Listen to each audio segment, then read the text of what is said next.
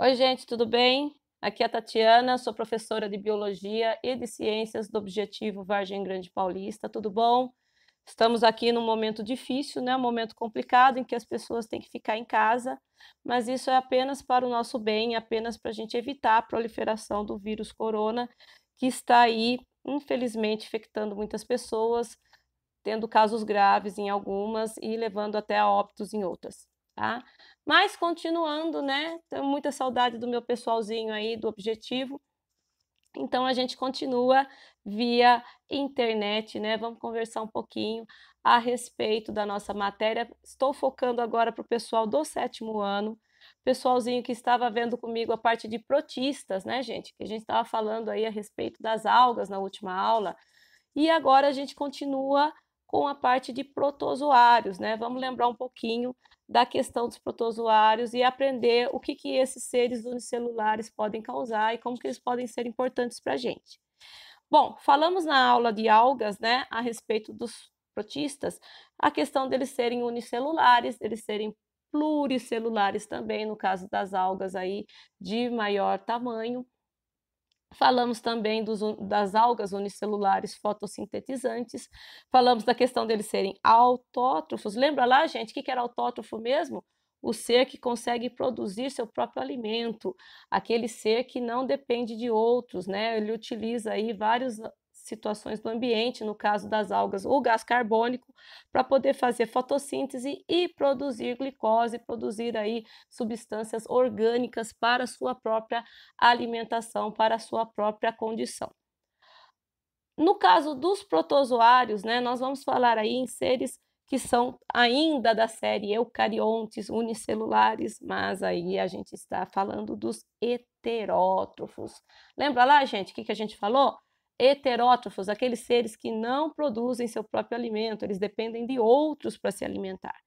Então, no caso, quando a gente fala dos protozoários, nós vamos falar de seres que são unicelulares, de seres que possuem vida livre. O que é vida livre mesmo? Aquele que não vai causar nenhum mal ao outro. Então, eles vão fazer parte daquele nosso plâncton. Lembra que a gente já falou? Fitoplâncton, zooplâncton.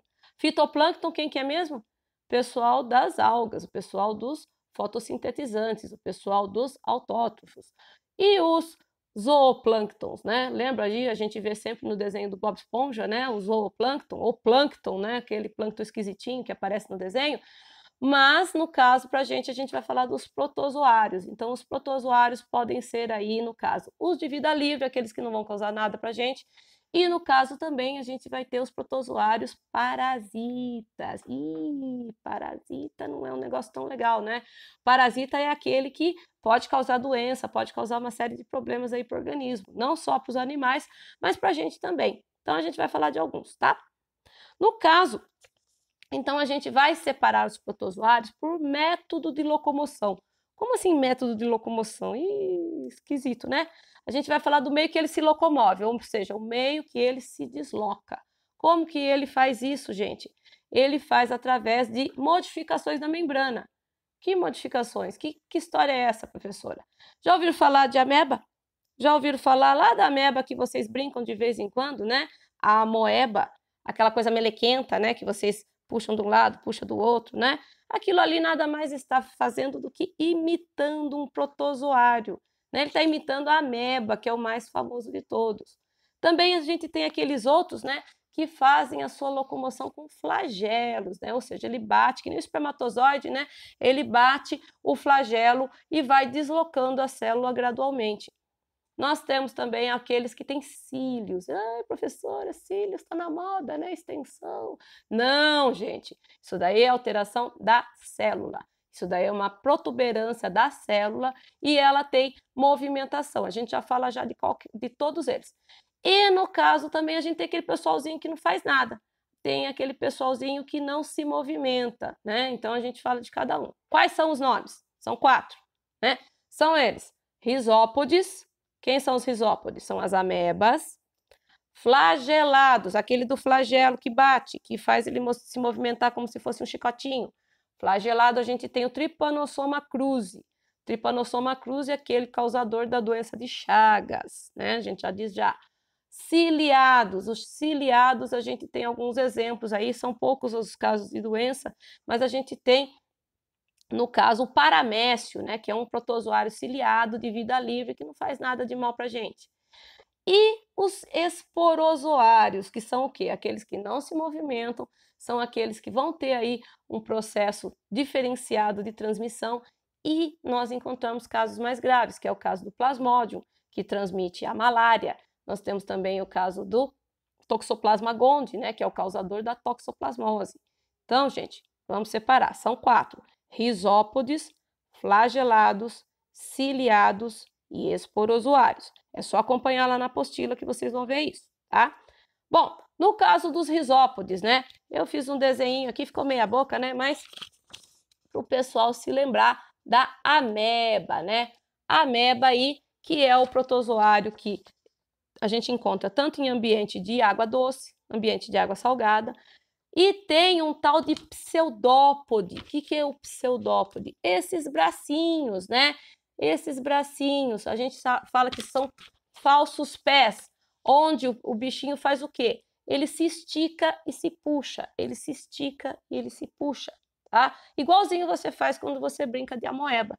É aquela coisa de estica e puxa ali que o bichinho vai se encaminhando. E ele também faz isso, né, para fazer um processo chamado fagocitose, que é um processo que ele engloba o seu alimento. E quando ele engloba esse alimento, ele consegue fazer a digestão desse alimento dentro dele.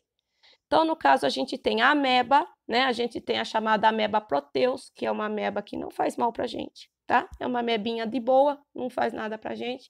Mas você também tem o caso chamado amebíase, que se chama entamoeba histolítica. A entamoeba histolítica, ela já causa uma série de problemas gastrointestinais aí, causado por água contaminada.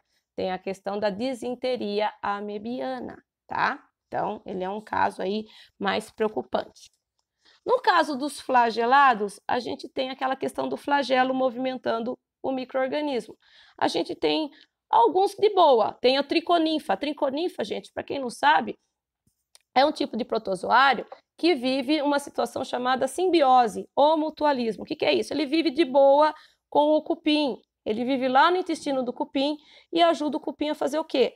Ajuda o cupim a fazer a sua digestão de celulose, já que ele não consegue fazer isso sozinho. Tá? Então, eles vivem num caso assim de ajuda. Um ajuda o outro, é uma ajuda mútua. Tá? No caso, os que causam doença, a gente teria aí, no caso, o Trypanosoma. Temos 2 casos. Temos o cruzi, que é a doença de Chagas, né? Transmitida pelo barbeiro. É um inseto que ele tem esse nome porque geralmente ele costuma picar a região do rosto das pessoas. Então, ele ficou conhecido como barbeiro. Né? E o barbeiro ele faz o seguinte, ele chupa o sangue da pessoa e faz o quê? Ele acaba soltando as suas fezes no local. E aí a pessoa no meio do sono está dormindo tal e ela coça aquilo e aquilo entra no machucado. E aqueles micro-organismos presentes no ferimento ali vão cair na circulação e vão se encaminhar principalmente ao coração, que é onde eles vão causar aí uma hipertrofia do órgão, vão fazer que o coração fique grande, tá? Causando aí uma série de problemas para a pessoa. No caso, a gente também tem um outro tripanossoma, né? Se chama Trypanosoma gambiense. Aí o pessoal vai falar assim, nossa, professora, é da doença do sono? Ah, eu tenho essa doença, né? Aquela doença que eu tenho todo dia de manhã cedo, quando eu vou assistir aula de ciências, dá um soninho, né? Não, gente. Essa doença afeta a parte cerebral, afeta aí sistema nervoso central, leva a pessoa a coma, leva a pessoa a situações extremas.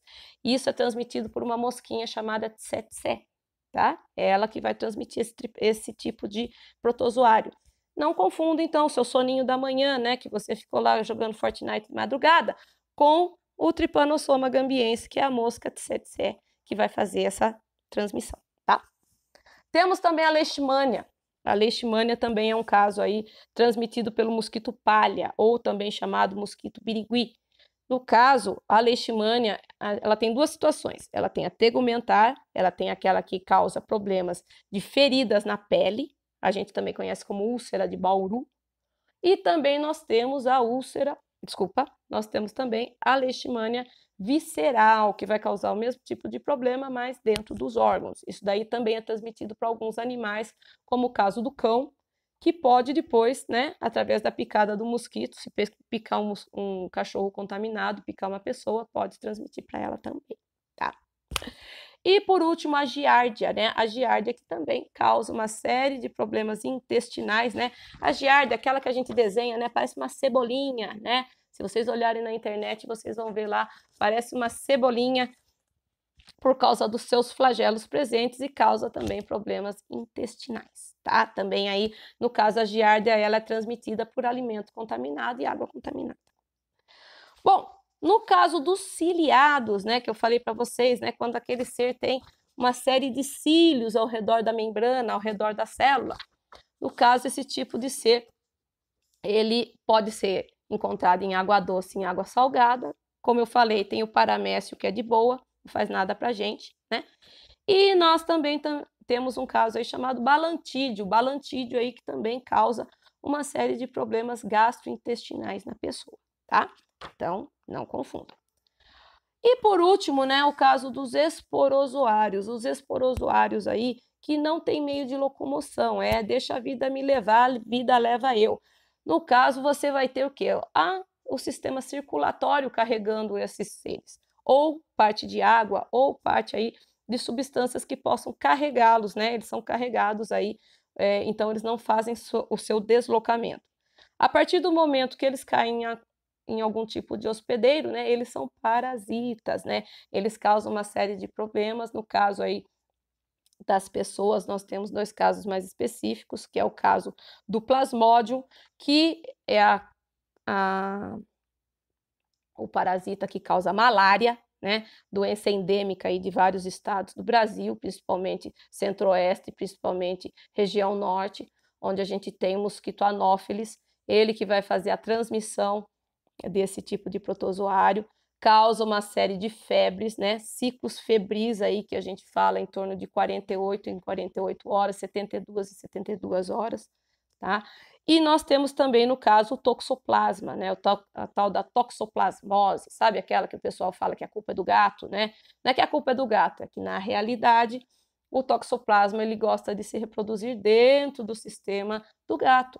E como ele só se reproduz no gato, então o pessoal vê o gato como fonte única, mas você pode pegar a toxoplasma comendo carne mal cozida de boi, carne mal cozida de outros animais, inclusive até às vezes verdura mal lavada, tá, gente? Então, não é a culpa só do gato. Cuida do seu gato, cuida da caixinha de areia dele, deixa em ordem, não dá carne crua para ele, tá? Porque tem uma série de outros animais que podem transmitir toxoplasma não só para você, mas para os seus animais aí também. Toxoplasma, que é muito grave no caso das grávidas, né? Que pode ser transmitido para a criança, doença congênita, e no caso aí tem uma série de problemas, inclusive podendo levar a pessoa à cegueira, tá? Gente, o tempo de hoje foi curtinho, eu espero ter tirado algumas dúvidas, mas eu continuo aqui no meu mesmo bate-canal, tá?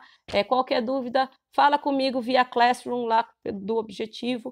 Em caso de necessidade, a gente já vai entrar aí com outras aulinhas e, se Deus quiser, a gente também consegue aí fazer umas aulinhas lives, né? Que eu ainda não tenho muita prática nisso, tá bom? Beijão para todo mundo, fica com Deus, se protejam, lava bem as mãos, tá? E evita aglomerações. Beijão para todos. Tchau, tchau.